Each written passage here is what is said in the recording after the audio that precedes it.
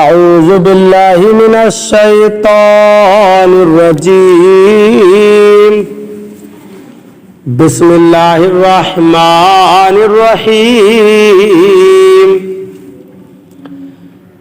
وسارعوا إلى مغفرة من ربكم وجنة عرضها السماوات والأرض أعدت للمتقين۔ ترجمہ کنز ایمان، اللہ کے نام سے شروع جو نہایت مہربان رحم والا، اور دوڑو اپنے رب کی بخشش اور ایسی جنت کی طرف جس کی چوڑان میں سب آسمان و زمین آ جائیں، پرہیزگاروں کے لیے تیار رکھی ہے۔ ترجمہ کنز العرفان، اور اپنے رب کی بخشش اور اس جنت کی طرف دوڑو جس کی وسعت آسمانوں اور زمین کے برابر ہے، وہ پرہیزگاروں کے لیے تیار کی گئی ہے۔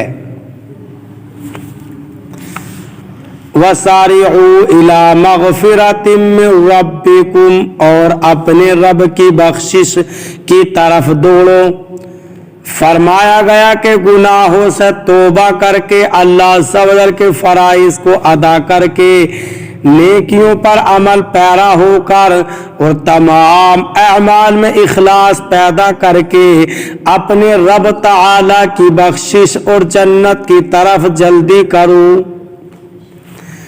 پھر جنت کی وسعت اس طرح بیان فرمائی کہ لوگ سمجھ سکیں، کیونکہ لوگ جو سب سے وسیع چیز دیکھتے ہیں وہ آسمان و زمین ہی ہے۔ اس سے وہ اندازہ کر سکتے ہیں کہ اگر تمام آسمانوں اور زمینوں کو ترتیب سے ایک لائن میں رکھ کر جوڑ دیا جائے تو جو وسعت بنے گی اس سے جنت کی چوڑائی کا اندازہ کیا جا سکتا ہے۔ جنت کتنی وسیع ہے، حضرت انس بن مالک رضی اللہ تعالیٰ عنہ سے دریافت کیا گیا کہ جنت آسمان میں ہے یا زمین میں؟ فرمایا کون سی زمین اور کون سا آسمان ایسا ہے جس میں جنت سما سکے؟ عرض کیا گیا پھر کہاں ہے؟ فرمایا آسمانوں کے اوپر عرش کے نیچے۔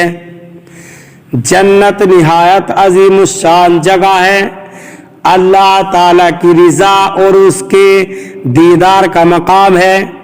قرآن پاک میں جنت کی عظمت کو بکثرت بیان کیا گیا ہے۔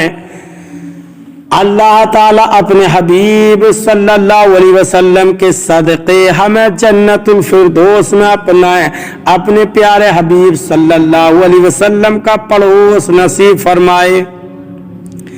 یہ بات بھی سامنے رکھیں کہ اس آیت اور اس سے اوپر کی آیت وَاتَّقُوا النَّارَ الَّتِي أُعِدَّتْ لِلْكَافِرِينَ سے ثابت ہوا کہ جنت و دوزخ پیدا ہو چکی ہیں